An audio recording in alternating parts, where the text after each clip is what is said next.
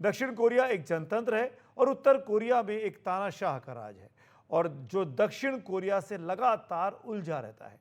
यह विवाद ताज़ा चर्चा में ऐसी तस्वीरों से आया है।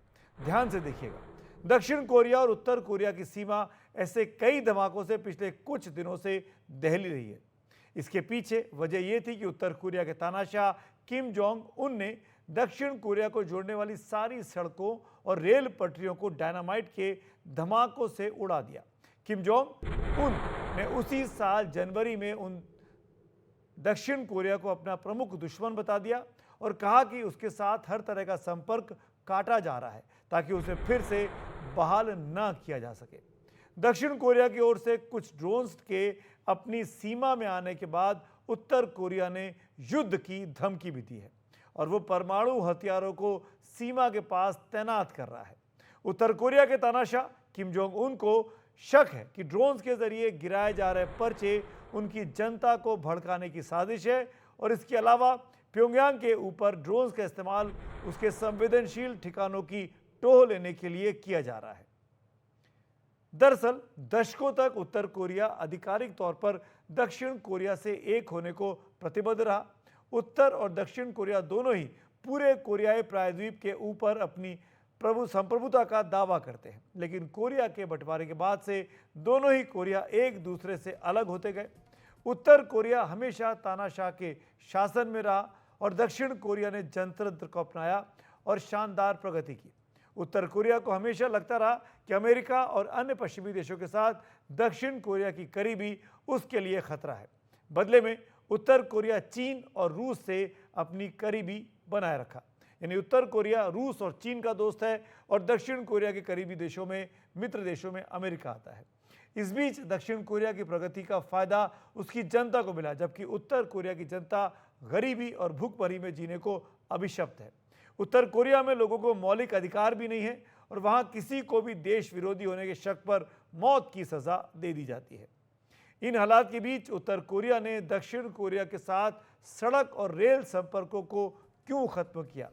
आइए इस मुद्दे पर और बातचीत करते हैं दक्षिण कोरिया में भारत के पूर्व राजदूत रहे स्कंद तायल साहब से।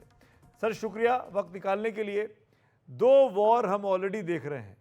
एशिया बचा हुआ था, एक इजराइल में चल रहा है, एक दक्षिण एशिया की बात कर रहा हूँ, एक चल रहा है रूस यूक्रेन के बीच। अब क्या लग रहा है ये जो सिचुएशन है north Korea versus south Korea, क्या ये भी फुल फ्लेजेड वॉर की तरफ जा रहा है? मैं समझता हूँ फुल फ्लेजेड वॉर की तरफ तो नहीं जा रहा है, पर थोड़ा अगर बैकग्राउंड देखें तो हमारे दर्शकों को याद होगा 2018-2019 में प्रेसिडेंट डोनाल्ड ट्रंप और चेयरमैन किम जोंग उन के बीच में दो समिट्स हुई थी, एक सिंगापुर में एक हनोई में, और ऐसा लग रहा था कि शायद इस एशिया के इस भाग में पीस और ट्रैंक्विलिटी का दौर आएगा, पर किसी न किसी वजह से वो हुआ नहीं। उसके बाद ट्रंप साहब भी चले गए बाइडन आ गए और साउथ कोरिया में जो मून जे इन साहब की left of the centre government थी, उसके बाद राइट ऑफ द सेंटर यून सुक योल की गवर्नमेंट आई और उनका रवैया नॉर्थ कोरिया के प्रति अधिक सख्त था।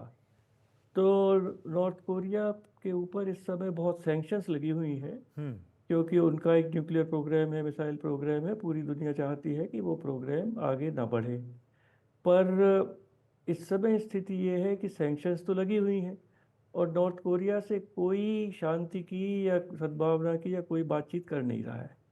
और प्रेसिडेंट यून का टर्म 2027 तक है साउथ कोरिया में, 5 साल का टर्म होता है प्रेसिडेंट का।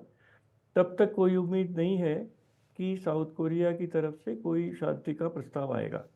और बीच में हम साउथ कोरिया के लोग कुछ बैलून्स से वहाँ पैम्फलेट्स वगैरह भेजते हैं नॉर्थ कोरिया में, क्योंकि वो जैसा आपने कहा हर तरह से पूरी तरह वहाँ कंट्रोल है इंफॉर्मेशन पे। कोई रेडियो, कोई टीवी, कोई अखबार एक अक्षर भी वहाँ की रियलिटी नहीं बता सकता, जैसा आपकी रिपोर्ट में बताया गया कि भूखमरी है। और अगर अब मैं दोनों देशों में गया हूँ, साउथ कोरिया और नॉर्थ कोरिया भी एक बार जाने का मुझे मौका मिला जी, तो ज़मीन आसमान का फ़र्क है दोनों इकोनॉमिक स्थिति में। अच्छा। तो इस सब परिस्थिति में किम जोंग अन अब रूस के बहुत, चाइना तो हमेशा से ही उनका मित्र था, पैट्रन था, प्रोटेक्टर था, पर अब वो रूस के बहुत करीब चले गए हैं, और पिछले वर्ष वो रूस गए थे किम जोंग उन नवंबर में।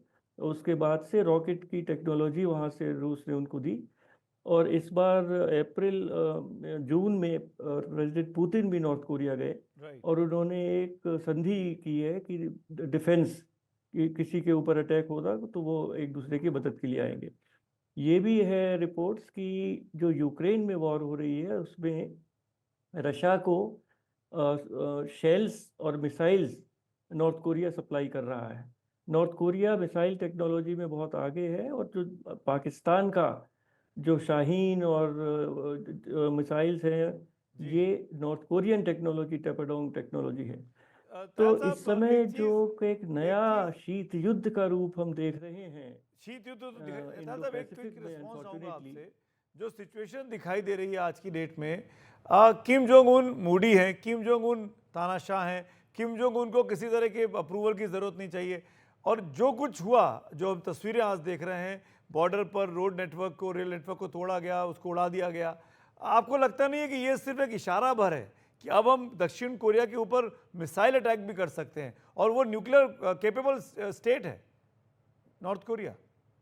देखिए, ये जो सड़कें तो थी, ये इनका तो इस्तेमाल पिछले 15 साल से नहीं हुआ है, जी हाँ।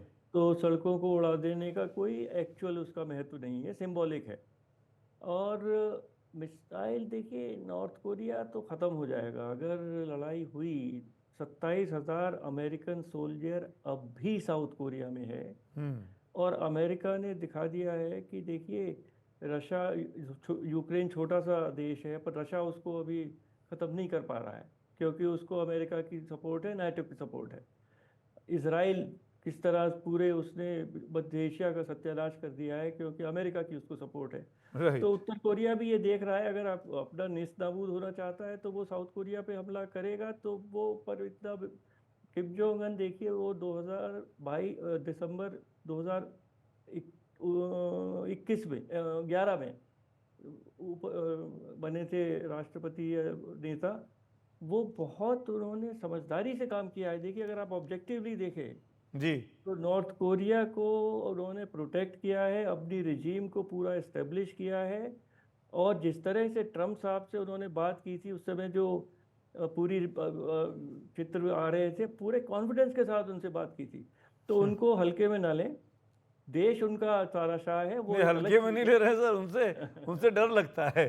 जिस पर तरह के वो मूडी और सुसाइडल नहीं टेम्परामेंटल है, हैं, तो उनसे डर लगता सुसाइडल है। नहीं है, सुसाइडल नहीं है। वो ये चाहते हैं कि भाई हमारी भी बात सुनो। अगर वो बिल्कुल ही चुप हो जाएंगे तो दुनिया तो नॉर्थ कोरिया को भूल जाएगी। जी। साउथ कोरिया की तो खूब तरक्की हो रही है, नॉर्थ जी। कोरिया में सैंक्शंस लगी हुई हैं, उनके लोग भूखे मर रहे हैं, तो नॉर्थ कोरिया वो सैंक्शंस को हटाना चाहता है। चलिए, दयाल साहब, नज़र रखेंगे इस खबर पर और आपके साथ संपर्क में रहेंगे।